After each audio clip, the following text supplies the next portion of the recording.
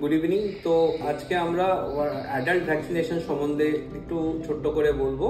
Adult vaccination হলো যাদের 18 বছর বয়সের উপর। আমরা জানি ভ্যাকসিনেশন মানে ছোট ছোট বাচ্চাদের জন্মের সময়, জন্মের পরে 3 থেকে 6 মাসে যে ভ্যাকসিনগুলো হয়, কিন্তু এখন বড় একটা ইম্পর্টেন্ট রোল প্লে করছে অ্যাডাল্ট ভ্যাকসিনেশন। তো 18 বছর বয়সের উপরে কাদেরকে ভ্যাকসিন দেওয়া হয়? মনে করুন আপনার ছেলে বা মেয়ে কলেজে পড়তে যাবে, যে কোনো একটা সিচুয়েশনে যখন ওরা বাড়ি ছেড়ে যাচ্ছে, তখন দেখবেন কলেজ থেকে কিছু কিছু ভ্যাকসিন দিতে বলে। সেই লিস্টটা ইম্পর্টেন্ট থাকে, কেন ওই কলেজে যখন ওরা পড়বে, ওরা হোস্টেলের খাবার খাবে, ওরা আপনার অনেকজনের সঙ্গে তখন গ্রুপে থাকবে। তো কিছু ভ্যাকসিনেশন তখন কলেজ থেকে চাওয়া হয়, যেমন কিছু ইঞ্জিনিয়ারিং কলেজ, ডাক্তারি কলেজ, MBA কলেজে চাওয়া হয়। তো ওই ভ্যাকসিনেশনটাকে আমরা অ্যাডাল্ট ভ্যাকসিন বলি। 24-25 বছর ছেলে মেয়েদেরকে আমরা যেটা দিই।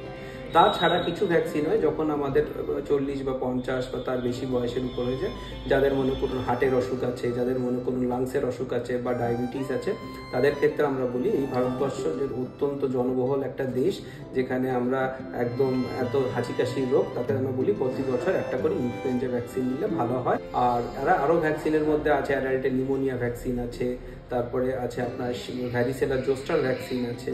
সেগুলো আমরা পারফেক্ট এক একটা ডিজিজ গ্রুপে পারফেক্টলি প্রিভেন্ট করার জন্য দিই। তো ভ্যাকসিনেশন জিনিসটা কি? ভ্যাকসিনেশন জিনিসটা হচ্ছে আমরা ডিজিজ প্রিভেনশনে যারা বিশ্বাস করি।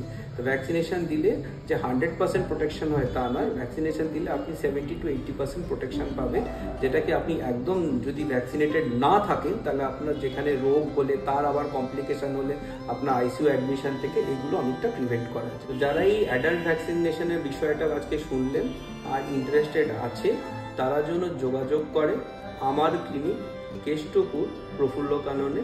আর গুগলেও অ্যাড্রেস পেয়ে যাবেন। আর এখানে আপনারা এসে আপনাদের recommended vaccination as per your doctors prescription এসে নেবেন।